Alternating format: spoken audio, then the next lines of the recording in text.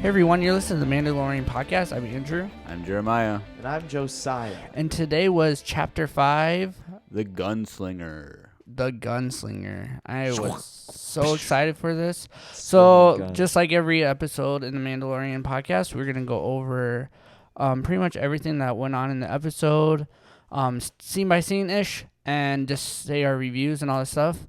Yeah. And so, yeah, we're going to jump into Chapter 5, The Gunslinger. So what are you guys' overall thoughts on the episode? Well, we know Andrew. I almost cried. He was living for this episode. I was on the ground, Jeremiah.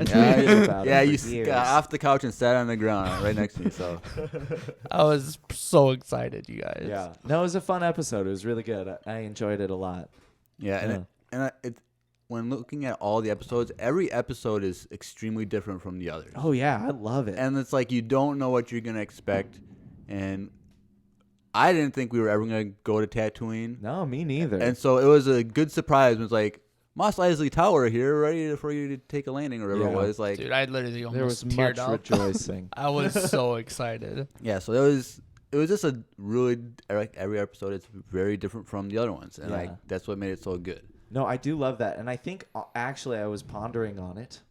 Ooh, pondering. Pondering. I like that fancy word. Yeah, I was like, because every episode does feel different, and they have different lengths, and I just feel like he had an idea for what was going to happen in each episode, and once he wrote that down, and he felt like it was where it needed to be, he didn't try to make it longer, he didn't try to do anything more with it, he just wrote what he wanted to do, and then made it happen. I think it really works. Yeah. Yeah, it was really smooth. I think the episode did we get anything really from this episode?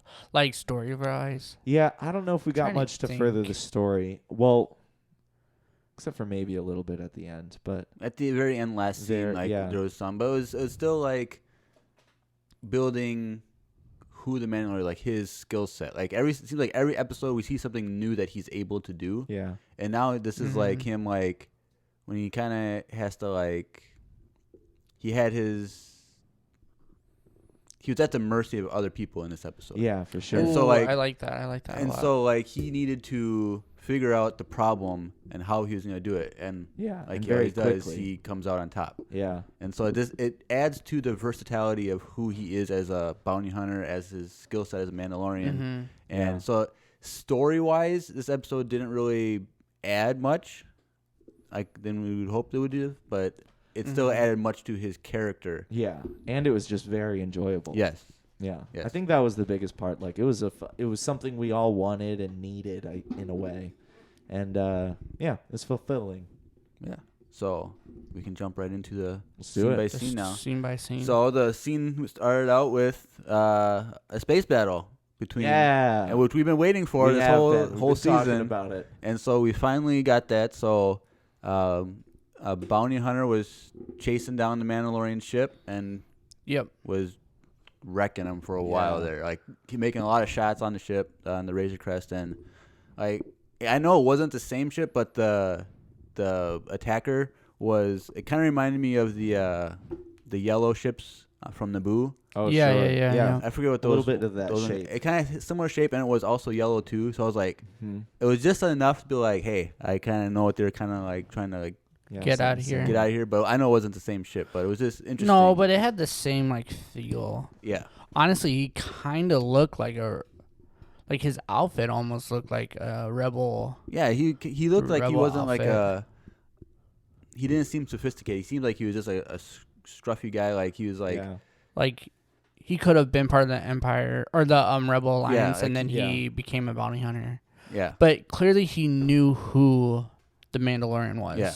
Yeah, well, like I think he was chasing him with the fob, that like and he's chasing the target. But it seems like it almost like the way he talked and stuff, like it kind of seemed like he worked with him in the past or something. Oh, sure, and that's probably could have, yeah.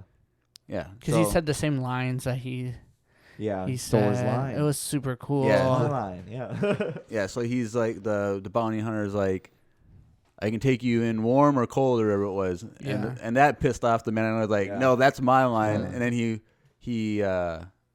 puts on like his flaps and like reverse thrusters or something. Yeah.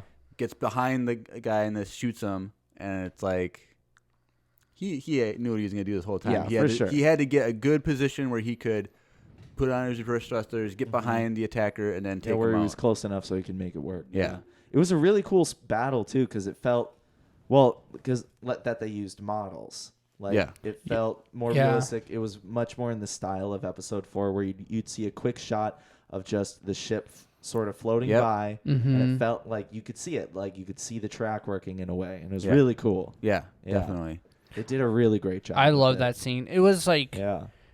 It was kind of... It's been a while since we've seen a space scene 1v1. Yeah. Like, I'm trying to think. Like, I was trying to think of when we've seen a space battle 1v1. 1v1 would have been like Attack of Clones when Boba Fett, Jango Fett is chasing Obi-Wan. Yeah. Like that, yeah. Is that like... I think that... Is that the only 1v1 though? Because it seems like it's always like a group of Empire TIE fighters or something. I can't think of any other 1v1s. It's definitely not a normal thing to be 1v1. That's why I thought it was very interesting to see it. So that kind of threw me off a little bit, because when I really thought about it, I'm like, he doesn't have any backup. And I'm like, wait. Yeah, because there's always a there's always backup. You're right behind me, and someone comes by and saves them. Like, yeah. So it was really cool to see how he saved himself. Yeah, he had to get out of the situation on his own. Like, that's just who he is. That's what he does. Yeah, for sure. He's good at it. He's the best.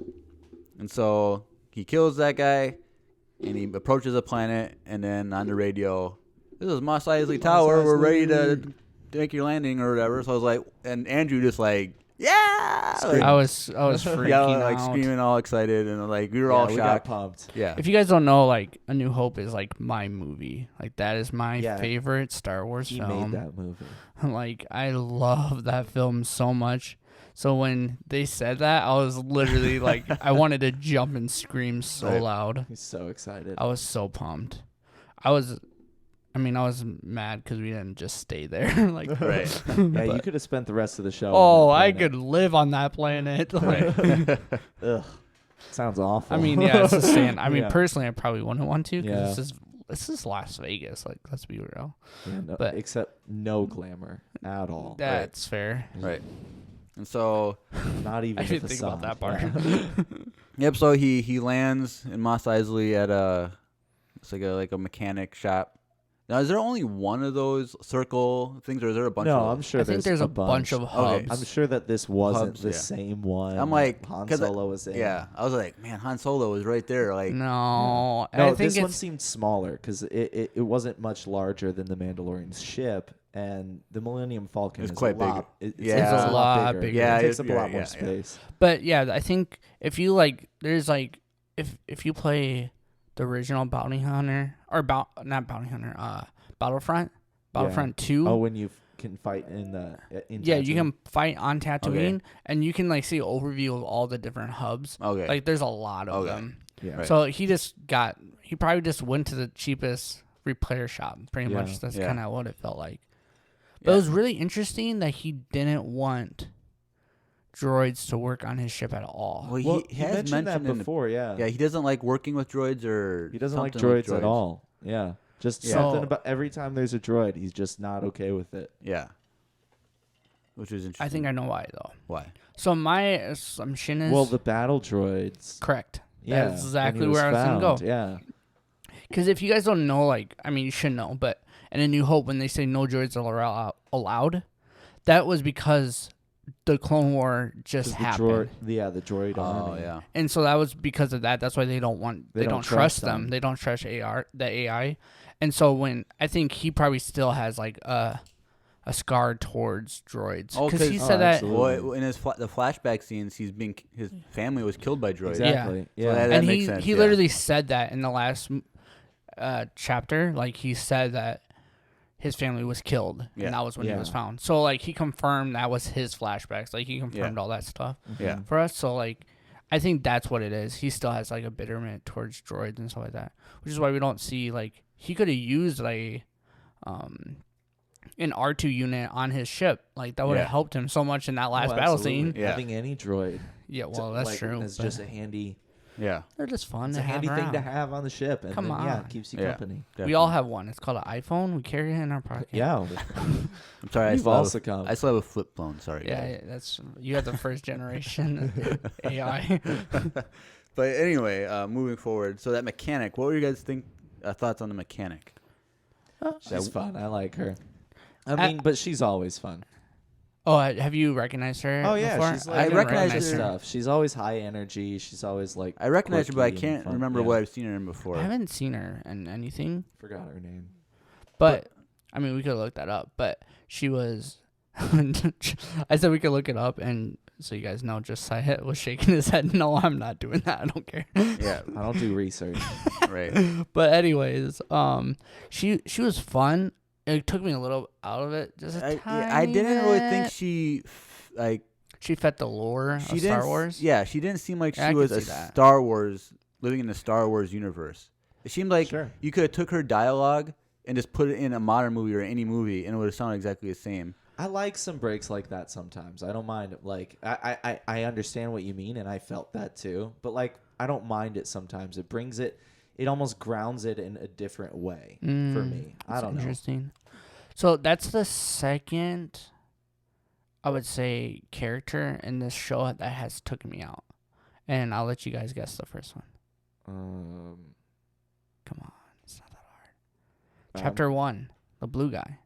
Oh, really? Only because he reminded me more of a Star Trek character, because he was he was an alien creature, but had like a normal human voice.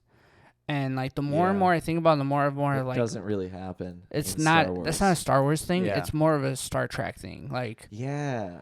Yeah, because man, interesting because I've kind of when you look at like the different story arcs in the Clone Wars animated show. I mean, there are some though. Like a lot of the arcs that are like on different planets, each alien group has an accent that aligns with like a like their background somewhere here in our world. Yeah. Yeah. Oh yeah. And like the storyline kind of mimics some of those our storylines from our world. And so I get what you mean. Like there's no accents with these characters, and so it's like we're used to having aliens with some kind of accent, whether it's kind of like an animalistic accent or if it's like a British accent or something. Like we're used to having accents. So like I guess like that blue bounty from the first episode, and then this lady, like they didn't have a Star Wars. They just felt like they're like from New York, like they're just actors. You know what I mean? Yeah. Like, well, like, they are. I mean, they are, and which is fine. But like, that's just only like my only little critic. Like I got used to her right away, and I loved her relationship with the baby. I did, or the child. Like I liked that. I just felt like it kind of at first. Yeah, first she grew talking, into the episode and mellowed into it nicely. Yeah. Correct. But the first interaction, I was like, okay, we're gonna get another blue character. Like, because the more and more I watch this, like I've seen this whole thing so much already. You guys, like, we know. It's on the background of my house. So like, the more and more I think, I'm like, dude, I realized it. And then I was listening to a different podcast about Star Wars, which I won't tell you because you guys should only listen to us. But I was listening to a different podcast about Star Wars, and they're like, yeah, like what is it? I don't watch Star Trek for reasons beyond that. I don't. Considering that you're saying Star Trek and it's actually Trek, it makes sense that You just said the same thing twice. Track and Trek, E-N-A. I just heard you say Trek and Trek. No. Nope, there is a subtle difference there. Yeah. All right. But my point is exactly it doesn't matter. This is Star Wars. All these Star Wars or Star Wares? Okay. All right. But anyways, yeah, so Star Wars. But it just felt weird. And more people were saying that about his character. Sure. And then I'm like, yeah, I see that. I don't know. I feel like there have been much weirder characters in the Star Wars universe still. Or weird, yeah, but... Wars or wares? But I don't know. That just kind of take you out. Yeah. Swearwolves? No. Yeah. What was I saying now? I just think there have been other things that just take you out even worse. Like even thinking back to episode 2, Obi-Wan's scene in the diner. I love that guy. scene. It just takes me out though. Like I like it. I like the character. I don't mind it, but something about it just really pulls me away. It's my favorite scene. That's like my favorite scene in the whole movie. Sorry. When he pulls up his pants with his third arm. You're talking about two different scenes. No, that's the same one. That's what I'm talking about. He's talking about the diner scene. He's the guy with the six arms. Yeah. I thought you were referring to the when they're chasing down the bounty hunter. Sorry. Oh no, in the club. There was a club that they went into. Oh sure, yeah. No, in the diner though. The diner with Dax or Dex. Yeah, Dex. Yeah, Dex. And I like the character, but like with the his three arms look pulls me out. It's weird. I love it. I think the and animation. the whole Gungan City. That's fair. Oh, I have no problem. That with that. doesn't live in Star Wars in my mind. I have no it problem still with doesn't in a way. So I don't, and like I like it too. Like I don't mind it in like. What's funny is like I was watching that and like Underworld in the Gungan City feels like a Disney movie, and it's not. I don't know. I don't mind it. Yeah. So what was your take, Josiah? Because we didn't hear. Like, let's step back a little bit of chapter 4. What was your take about the village, like people group? Oh, that was fun. I really enjoyed that. That seemed like a Star Wars. Did that take you out a little bit? Yeah, but in a good way. Like it did feel like a different thing, but it felt like a side of Star Wars that we haven't seen, but does live there because we never get to see everyday people. Right. Yeah. And I was thinking that even a couple episodes before, I was like, I kind of hope that we get to see something like that, just everyday life, and we did. Was it a little weird for you though that like it took you out and it brought you, like for me it was a little weird because we've never seen a full people of just humanoids. Sure. Like we've never seen like just a humanoid group hanging out and that's it. Well, yeah, but we always see outcasts and rebels and people who have been torn from their homes. That's all we ever get to see. And so when one of those people that we're watching, the Mandalorian, and gets to live for a second in the regular world, that's interesting. Yeah, that's fun. And we've never gotten to see that before. I like that take. I've never even thought about it like that. Hot take. But yeah, that's true. But yeah, that's why I loved that episode a lot. You like that episode? I really enjoyed that because of it. I've been like craving that side of Star Wars. Yeah, like a normalcy. Especially because this show has brought a slowed down pace to some things. Yeah. And I want to see that actual slow pace in life and how it relates to regular people. And maybe how they see the Empire or not. I don't know. Yeah. That's an interesting look at it. Bravo. That was pretty good. But yeah, so that was the mechanics. Our thoughts on the mechanics. Yeah. So he needs her to fix his ship that just kind of got shot up, and he doesn't have enough money to do the whole job. So he's like, okay, I gotta see if there's a bounty or something I can do right now to get some extra money. And so he goes to the Katina. Yeah. And leaves the baby on the ship. I don't know if we mentioned that. Oh, yeah, he leaves the baby on the ship and locks him up in a room. Point. Yeah. But so this was the same Katina, right? We're assuming it's all the same. Yes, okay. Definitely. So this is the Katina. Immediately, there's no music on in there. Yeah. There's not a lot of people in there. I didn't even realize there's no music in there. Yeah. I didn't. It was. That makes me and sad. also on the way there, he passed the. Oh no, or was it the way after? No, when he passed all the stakes with the stormtrooper helmets on. Yeah. That was early on in the episode, I believe. Yeah. Yeah, that was right so away. I think it was on his way to the canteen. Yeah. And that was just fun to see because it was like, it had been taken over by the Empire, and clearly they came back, they revolted, but it feels very stripped away. Yeah. Yeah. Well, and you know that one of those guys were the ones. This is not the droid you're looking for. Oh. Like that was one of those guys staked, and that made but me that was even like more happy. 10 years earlier. That's though. whatever. Yeah, but that's his head. This is Star Wars. 10 years is he's nothing. been posted on Mos Eisley the whole time. But anyway, could have been. Once you're on, you're never getting off. Why trade you out? Yeah. Leave you there. You can't upgrade when you let those people pass by. You're screwed. You're sitting on the sand planet for the rest of your life. Yep. Yeah. But it was weird seeing the Katina like dead basically. Yeah. Yeah. There's not a lot of people. There were still people in there, but like aliens. It's not thriving. But like, it's like, how much do you think like the prosperity of Mos Eisley had to do with the Empire? Like, Ooh. Well, I don't think so. Don't, but I've heard that like in a lot of like the old books and stuff, they're no longer canon.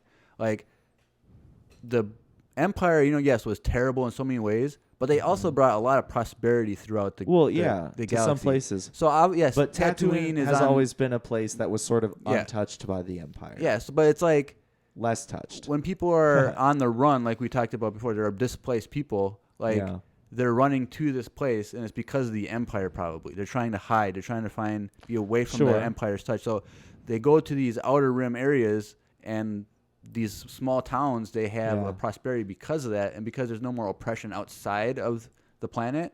Like people they can go back to their home planet where it was destroyed by the Empire. They can go back with their families. And so now it's not. There's no need to hide out anymore. There's no Empire chasing them. Yeah. Well, and that's a good take for it. I think what also threw me off was that there's robots in there.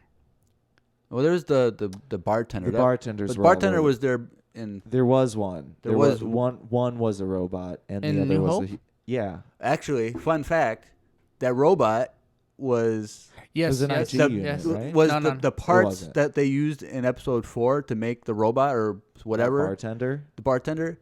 They used those same parts to make IG-88. Oh, really? In episode 5.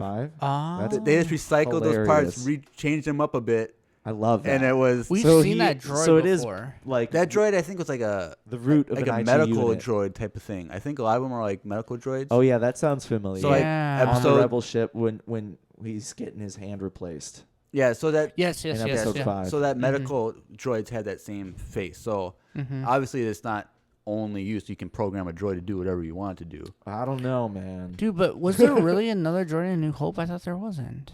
Yeah, there was a droid. There was something behind the bar that was converted into IG. That was converted into IG-88 for the next movie. Maybe it wasn't. Boom, maybe it was just a cappuccino machine or something that they had that got converted into IG-88. But there was something there though that like the arm moved and it like turned. Yeah, I'm trying to think. We've also seen that somewhere else too. That same guy. I don't know. Anyways, it was amazing. I loved being there. I didn't notice the music because I was just such in shock that we were watching it. That we're here. I forgot.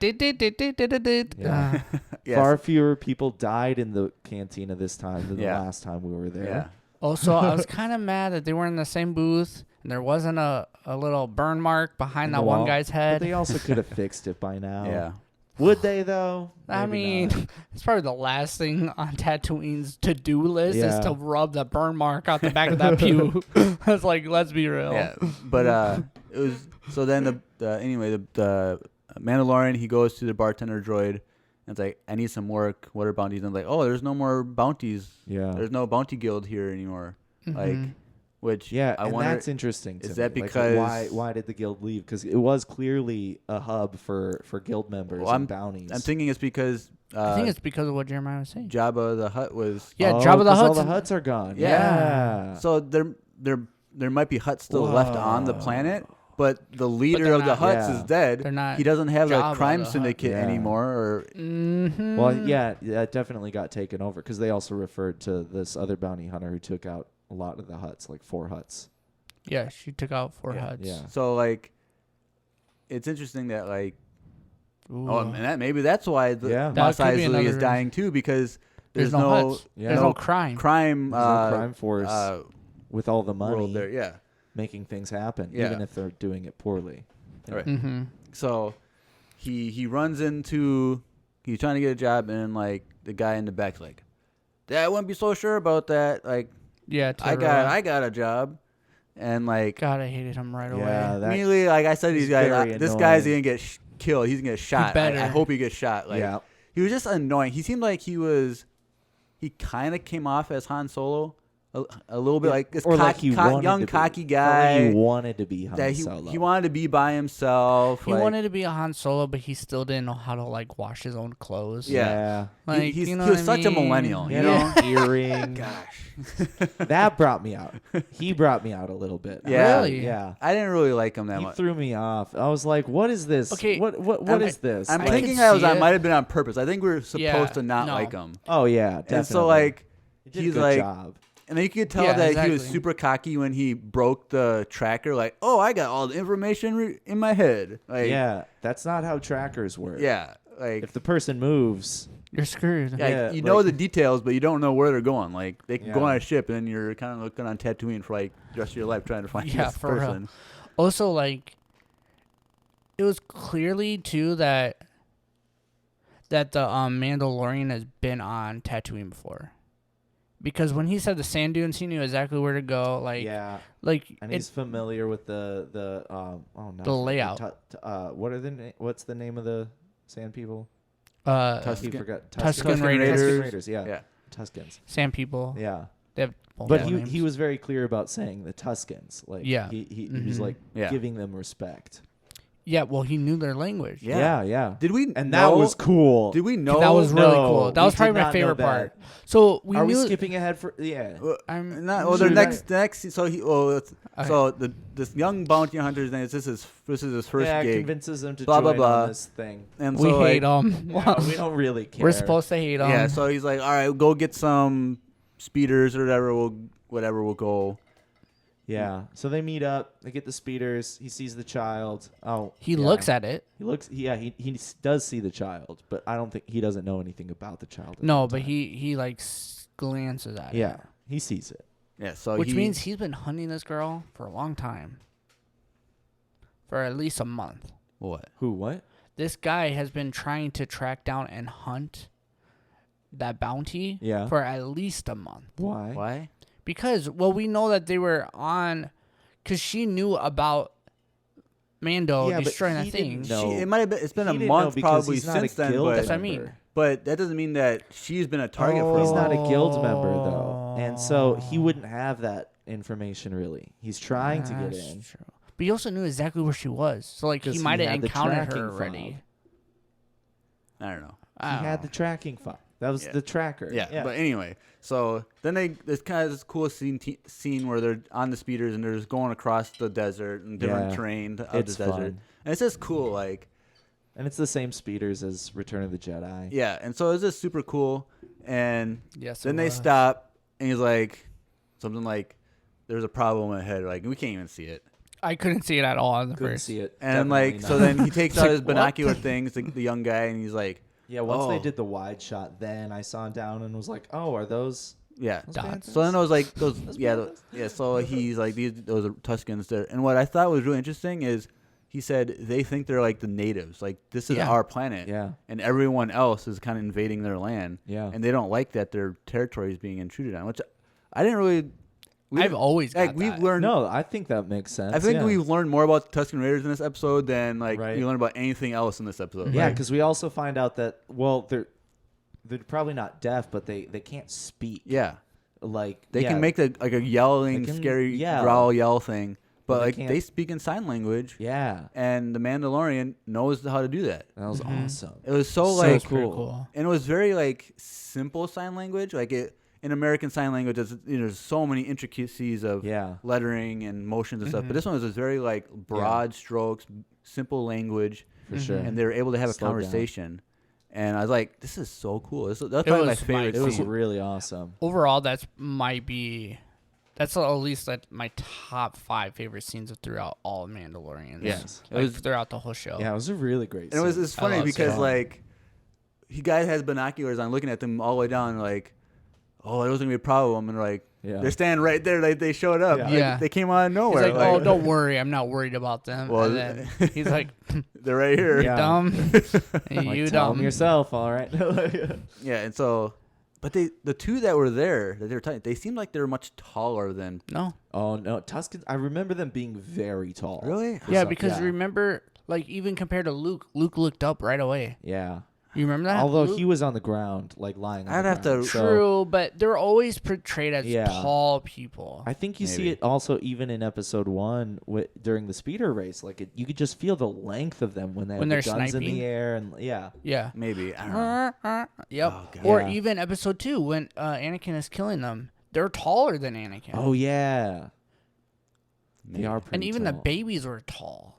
Maybe. I don't know. I just seemed like they were... Their stature was different than we've seen before. That's all, I guess. Oh, that's I don't know. Stature, and I think that came out. They seem more human-like. I feel like to me. Well, because they weren't attacking. I feel like we always see them shooting or like in emotion. They're kind of just standing still, and I was like, But I don't know. I really like that scene. I love that scene. Great scene. And I was like, when they're like, we have a problem, like, please be saying people peace. I was so bummed for that too. I was so bummed.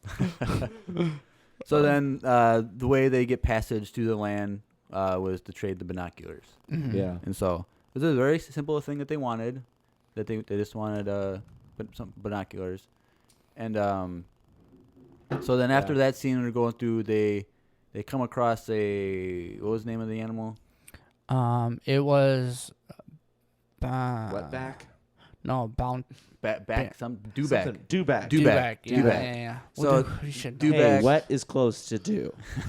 Just saying. They're all liquid. Yeah, exactly. So they come Get over enough dew. it's wet. So they come over the ridge. They come over the ridge and they see the dewback dragging its rider, and presumably dead. So they go and check on it. And who did they? He said something about. He just said he thought it was the bounty target hunter at first, okay, or that it might be. Right. He was just gonna check to make sure. But it was clearly the another bounty hunter. Yeah, it says bounty hunter. And then a quick shot. A sniper shot comes, and it's a very quick shot, and you see the bullet coming from the distance. It was so dope. Like a lot of times when we see sniper shots, it's like we just especially with lasers. We see the person get hit. Like the camera's on the person that gets hit. This one is meant so you can see the sniper shot coming. Yeah, it was like over the shoulder. It was so cool. Yeah, and it was like cool you can't do that with a real life sniper because the bullet you can't see it. Yeah, you can maybe see an airstream or something. But the laser you can't. But laser you see it all the way from a mile away come. Yeah, and it was just a cool scene. It was awesome. And then he's like running back, trying to get back, and she gets him right in the back, really like square in the back. Right, that was pretty dope. And he's like, I'm fine. Like I have Beskar, and the other bounty hunter is like, I don't have Beskar. And he's like, nope. God, he was annoying. That guy sucks. So then their plan is just like, okay, we're gonna wait till the evening, till it's dark. And that boy took a nap. Yeah. Mando took a nap for a hot minute. He's like, I'm sleeping, yo. I do not care right now. And so then their plan is they get on the speeders and just go as fast as they can and then shoot these flares basically to blind the scope. And that we seen this scene before, like in the trailer. And and this was a lot of people were speculating that was Mando without his helmet. Well, it's not. I feel like, but it was really, it was really cool to see. I love that scene when he slid in with the light over. It was cool. Cool. It was scene. really cool. Yeah. And like even when we got to the trailer, it was cool. But like it was really cool watching that whole scene. But overall, like. A lot of people were wrong. Yeah. Kind of like us when gave our predictions. We were wrong about everything. That's why, predictions are dumb. It's fun. They're fun. They're fun, but, they're pointless. They're never going to be right. Not fully. Yeah, so then they're going boom, boom, boom, shooting these flares off. They're alternating.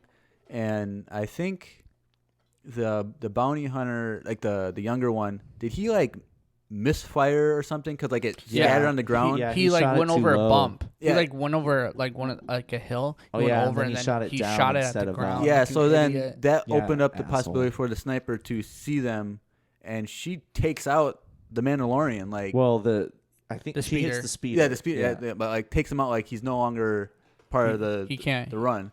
And then the younger bounty hunter comes up, gets to the target and comes from behind and stops her from. Well, and Mando shoots another flare, just to make sure he makes it. Yeah. Mm-hmm. And so then there's some cool hand-to-hand combat between the target and. Yeah, it felt like she was just having fun with him too. Yeah, she definitely. She's notorious, known throughout the galaxy as a great fighter. And so she wasn't scared at all. But no, she was having her way playing with her food. What was cool though is right away her first move, she had a little throwing knife. Yeah, that was cool from the gun. And she threw it at it and knocked the gun out of his hand. Right, that's what happened. Yeah, so she's not to kill him, just to knock the gun out. Yeah, if you can throw a knife in the dark, turning behind you and throwing it, that's such good accuracy, skill. Dude, she was a beast. Yeah.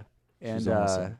it was just a cool scene. Then, like, when they're tussling on the ground, then the Mandalorian shows up. All right, guys, I'm here. Let's stop fighting. Well, and he goes, that was the distraction. Yeah. Or something like that. Yeah. He was like, yeah, the kid's the distraction. This guy's the worst. Yeah. And so then it's just kind of like, okay, how are we going to get back, blah, blah, blah. And we do learn some information because she starts kind of talking, like, smack a little bit. Like, she mentions Navarro. So that's the planet from that the guild was on, right? Yeah, correct. Okay.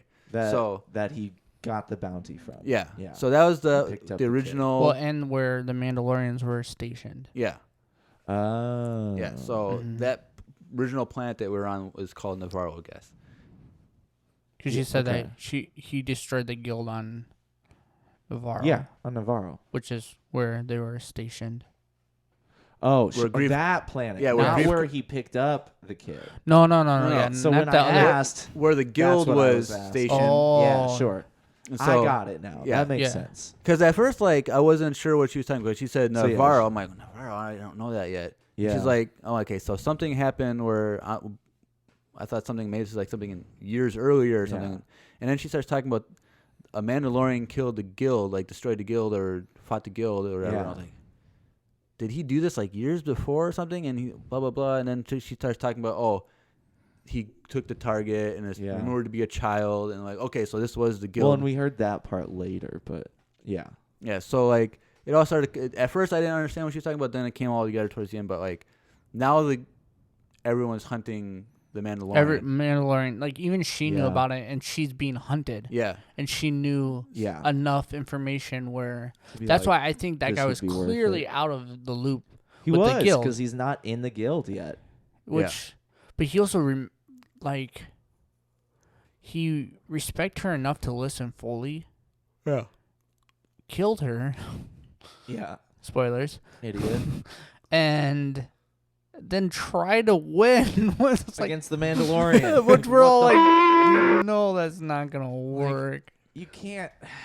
It was just you knew it was happening and the decision he was making, and immediately it's like, why would you do that? You're just the worst.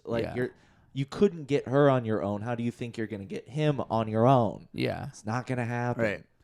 And so it was interesting though that like she was trying to negotiate her way out, like, my people play double of what you're going to get. And she's like, but he's like, but this best car is going to be worth more than anything you could pay me. And so that's what caused him to betray everything. Well, no, it wasn't the best car. Because when she first mentioned it about the best car, he's like, I told you I don't care about the money. But she talked about how, like, it would be like making him a legend. Yeah, the only reason why he really wanted to do it was is to get the notoriety. Yeah. Right. He wanted to be the big shot. That's all he cared about.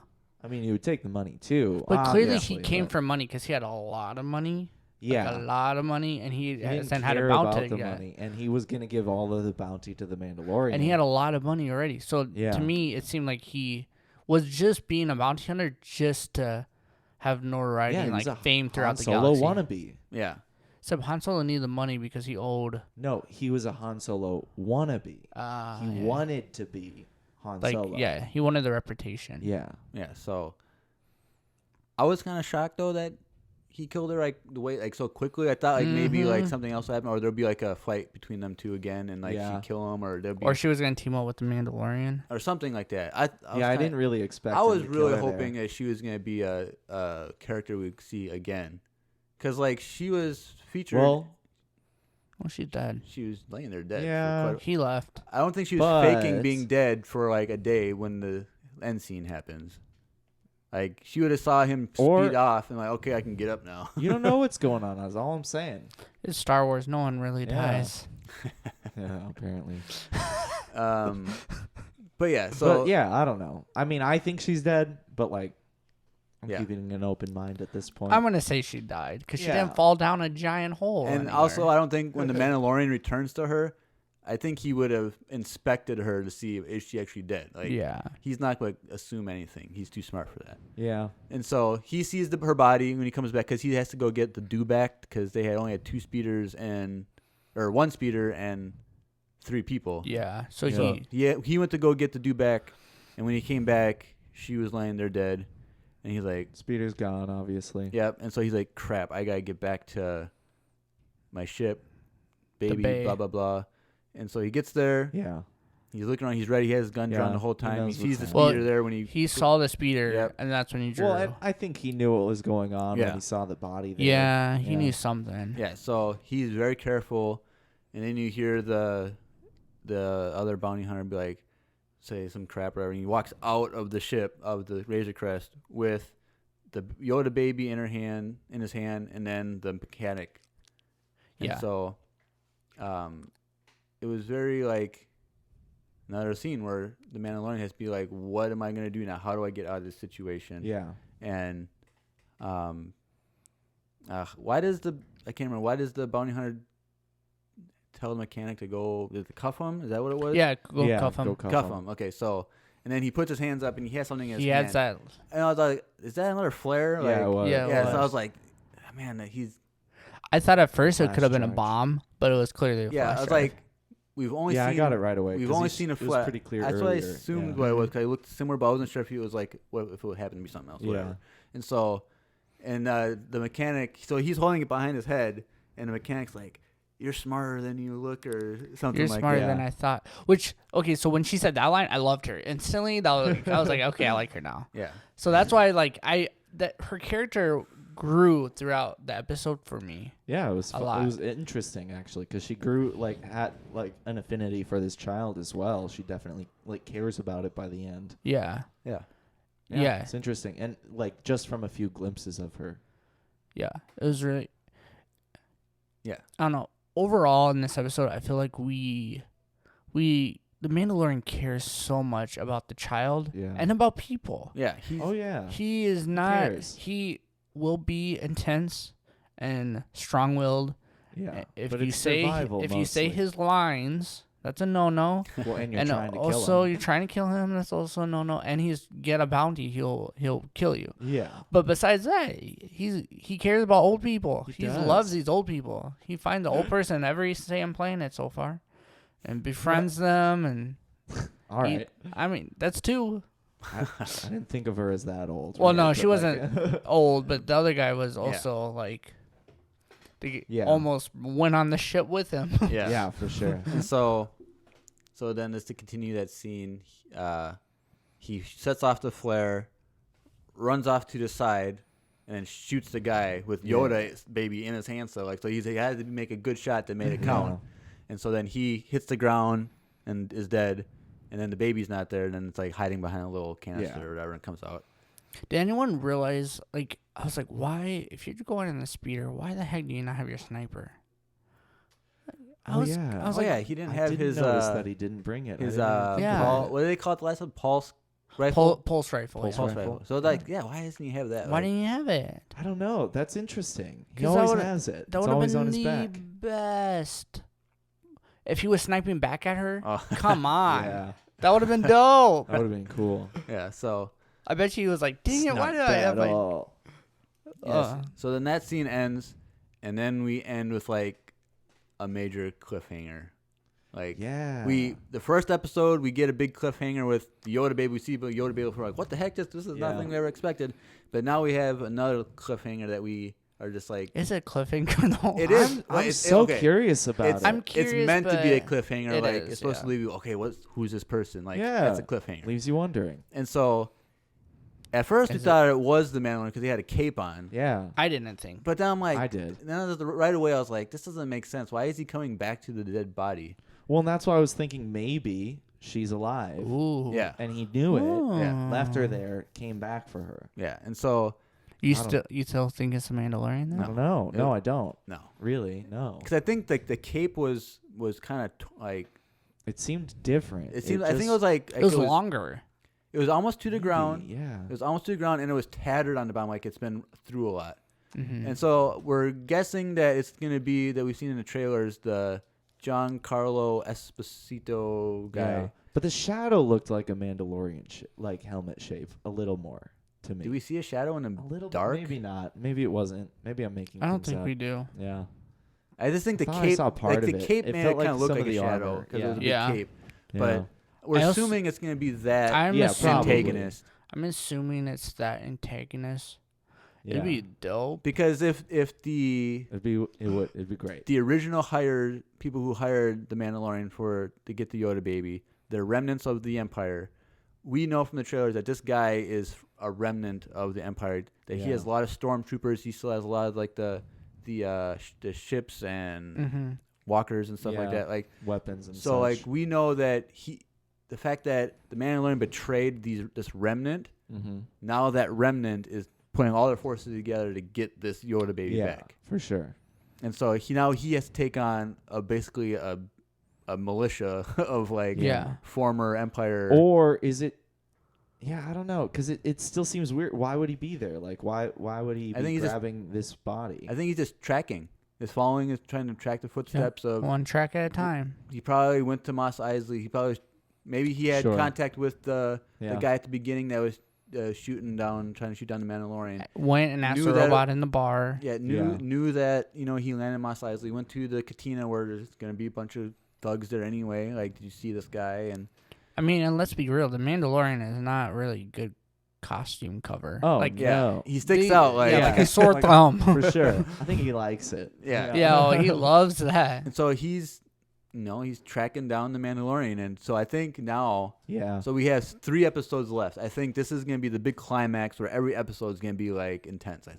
I think so. And I'm really hoping we're going to get some hour-long episodes, because these half-hour-long things are kind of getting annoying. I'm not mad at them. Like I was saying every before, episode is really good, but that's the thing, is like they feel. This good, one did not feel like length. however long it was. Like 32 minutes or whatever it was, 36 minutes or something. Yeah, it did not feel that short. But like if you just extend it, then it's like it might lose some quality. Yeah. Like don't just make it like, longer. I don't think that the episodes are lacking, because they're all really good and they're really planned out with a good pace. But I'm just saying, I want an hour long of all that good pacing done through an hour long, just because these half-hour long episodes feel like an hour. That's the thing. If they were an hour, they might feel way too long. Right. No. But I'm saying if they did, but I'm saying if they did do an hour-long episode, it would feel like a full-length movie in a sense. If they did that, and that would be a lot. I like the show pace of it. Yeah. Like if it was an hour long on Tatooine, though, I like that each chapter. Your boy would cry all day. But yeah, so now this is like, now we know the climax is starting to happen of the season. Yeah.